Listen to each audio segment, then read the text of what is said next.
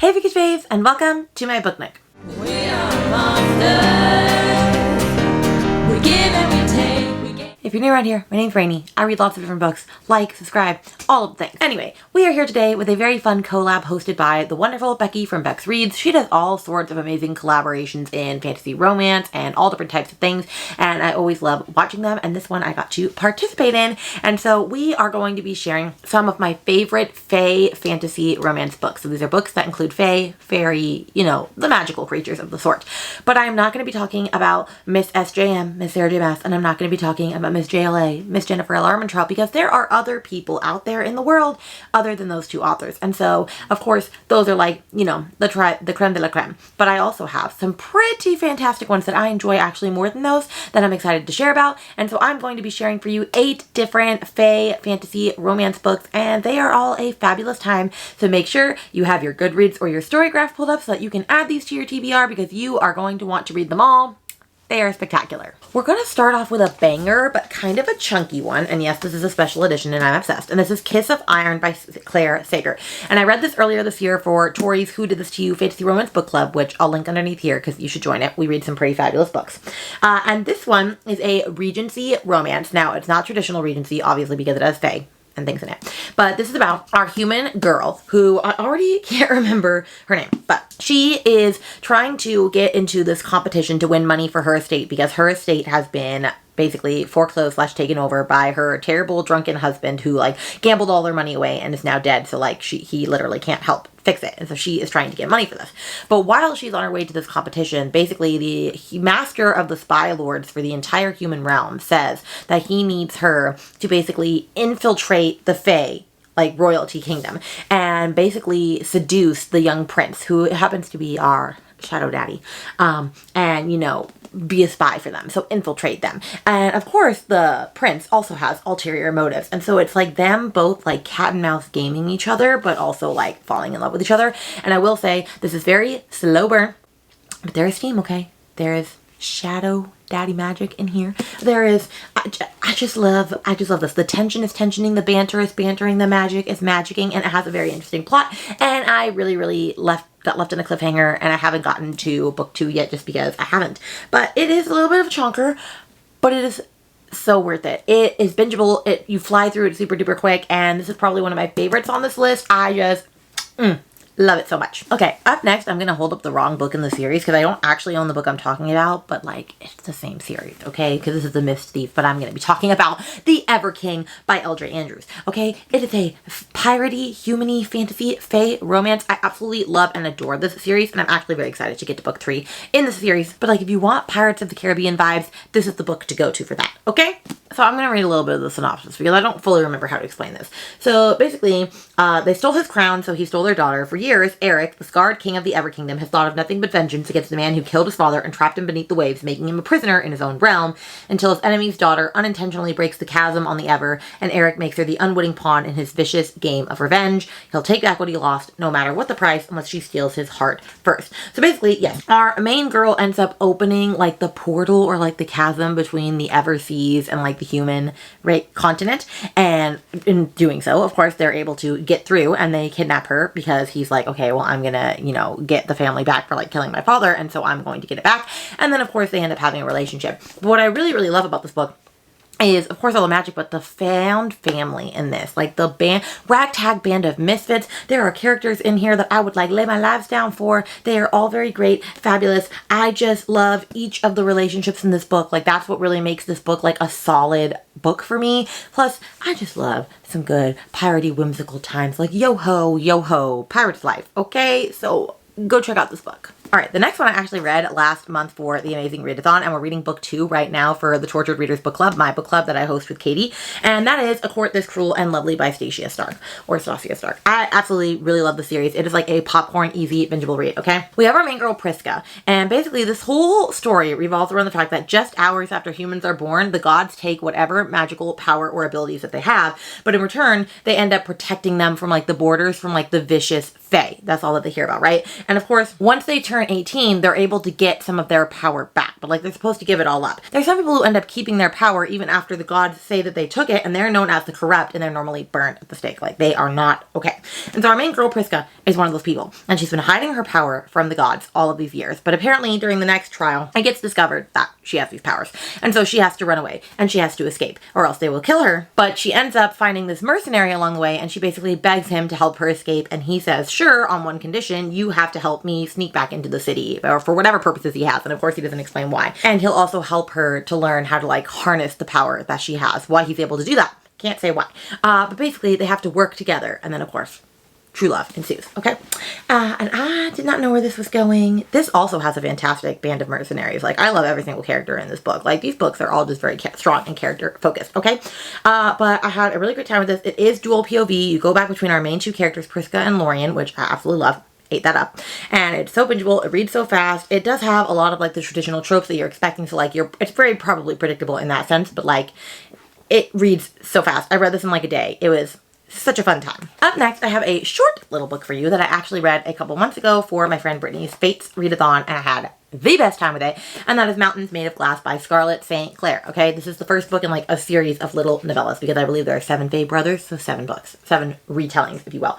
And this is a Beauty and the Beast meets Rumpelstiltskin retelling, and when I tell you that this is one of the most accurate retellings I've seen for Beauty and the Beast, like, I'm specific. Like, there is like Lumiere and Cogsworth and Mrs. Potts are in this book, okay? They're in this book. So, we have Gisela, I think that's how you name it, and her village has been cursed for thousands of years. And basically, the well in her town goes dry, and so it's her turn to save her town for some reason by having to kill the toad that lives at the bottom, except for the toad was actually a Fae prince that was like cursed, and so she kills one of the 7 Fae brothers. And you know, upon death, the Fae brothers come in and they kidnap her and they take her back to their town, like Beauty and the Beast, and they punish her to live with the 7th brother, who they call the Beast. And so she expects him, you know, to be this terrible person, but then he turns out to be beautiful, and instead of locking her in a cell, he offers her a deal. If she can guess his true name in 7 days, so that's where the Rumpelstiltskin part comes in, she can go free. But then she has to love him when she says it in order to free him too. But of course she's not going to say that because, like, you know, that's the whole Beauty and the Beast situation.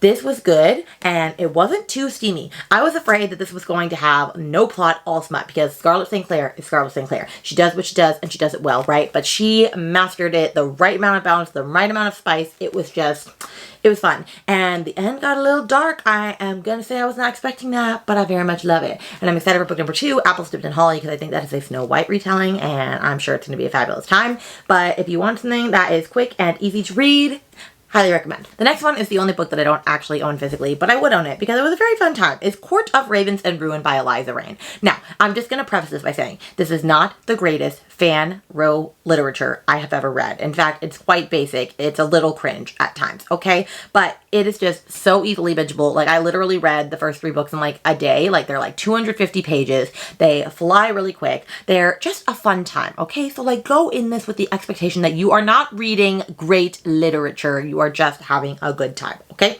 So we have Reyna, who she was born a slave to the Gold Court, and she was imprisoned her whole life in this glittering palace by the Fae, okay? Her palace is raided, and so she tries to escape, of course. But the raid is led by the like darkest prince of like the neighboring kingdoms of the Shadow Court. And he wants her for some reason. Just this ragtag human. No one understands why. The prince has kidnapped her. But then he announces her as his future wife. And everybody's like, okay, what's going on here, right? And she knows that she has to escape because she does not want to be married to the Dark Lord Shadow Prince. Only when he takes his mask off, because he wears a mask, he's gorgeous, as to be expected. But then she ends up finding out a bunch of secrets about him, and things start coming to light. And then, like, you know, there's like trials, there's tribulations, there's challenges, Hunger Games-esque. Like, the 4 different kingdoms are like represented in this book. And like I said, it is so much fun. I honestly should recommend this entire series, but like, what I really also like about this series is that at the beginning of every book, the author explains what happened prior so that you can have a little refresher of your memory, okay? But like I said, we're here for a short, fun time, not a long, fabulous time. Going with the right expectation.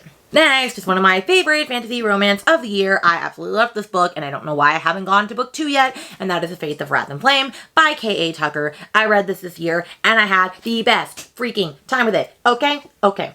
I don't even know if I could explain this book if I wanted to, so I'm gonna look at the back to try to help me, but it's a very complex story, okay? We have Romaria or Romaria. I don't know. I'm going to call her Romy for short. Okay, we have Romy. And she is a thief and she steals jewels from the rich. She's basically like the mafia boss's like main jewel thief. And this woman steals her at sword point and basically says like, I'm taking her from the mafia. I need her for my greater purposes. And everybody's like, okay, what the heck? And so she ends up taken to like this kingdom. Like she is taken under by magic. She wakes up in this different body, but it's not really a different body. It's still her, but she's in like this elven, fae, magical kingdom. And the thing that she's told to do is all she has to do to go back home is to steal a stone from the sacred garden without anyone actually discovering her true identity. But the identity that they can't discover is the one that she's in. She's in a different body.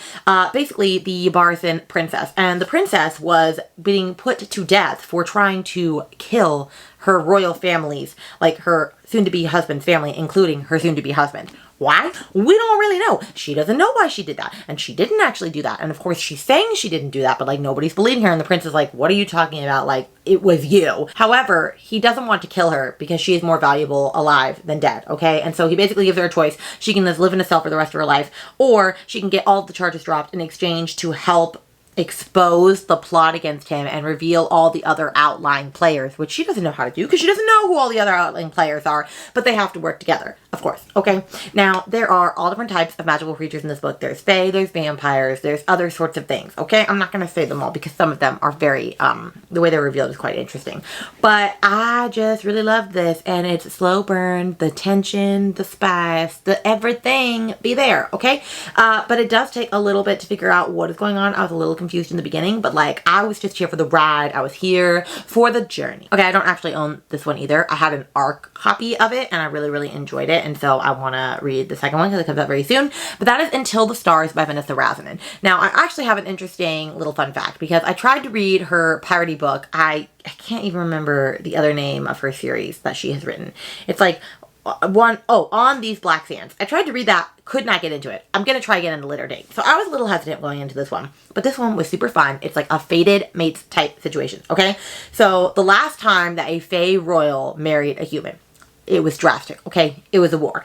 And I'm trying to remember exactly what happened because it's been a hot minute, but we have our main girl, and she is like a human, okay? She's a no good for nothing human, and she's been very faithful to like serving the Fae kingdom. However, one day some altercation happens and she ends up killing a Fae noble, which is obviously going to make her sentenced to death. So she begs the king for mercy. She ends up getting mercy from the eldest prince, who I think is next in line for the throne, and basically he says, well, I'm going to marry her. And everybody's like, what are you doing? And so she has to either play along with this fake engagement or follow her own heart to protect her people. And it's a whole fated mates type situation. It is very fun. The book number 2 follows different characters, but like still there's plot things that happen from this one into the next one. So it's one of those type books where like you'll still get to see those characters, like they're like the main character.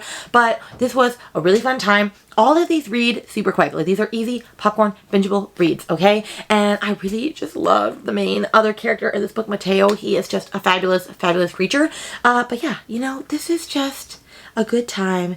The love in here, it's like he falls first, and it is spectacular. I love a good he falls first for her moment, okay?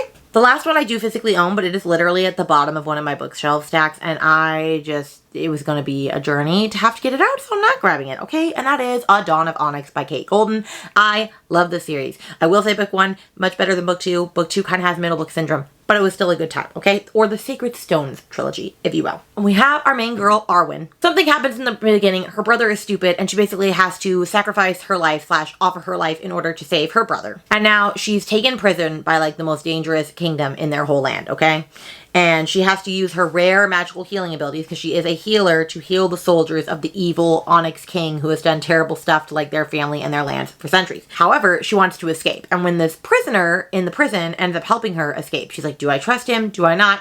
Crazy things start to happen. And so once she gets out, you know, all sorts of crazy things happen. And so she has to navigate backstabbing royals, dark magic, and dangerous beasts, but untold powers lie inside her, dormant and waiting for a spark. And if she can harness it, she just might be able to escape with her life and hopefully her heart. And this one, I just really enjoyed this one. Like, this is like, It's not anything substantial. It's not anything groundbreaking, but it was just fun.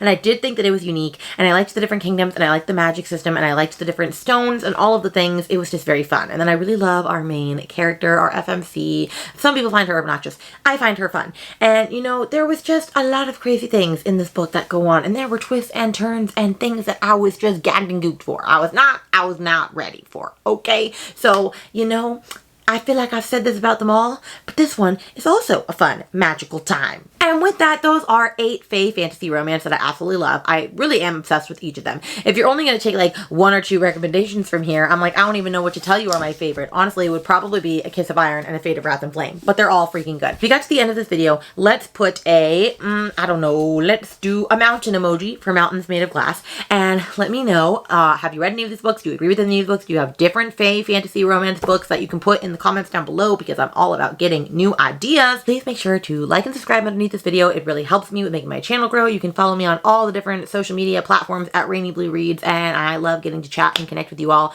And once again, thank you for helping me get to 1K. I love you all very, very much, and a Q&A is coming very, very soon. And so with that being said, I will see you guys in another video.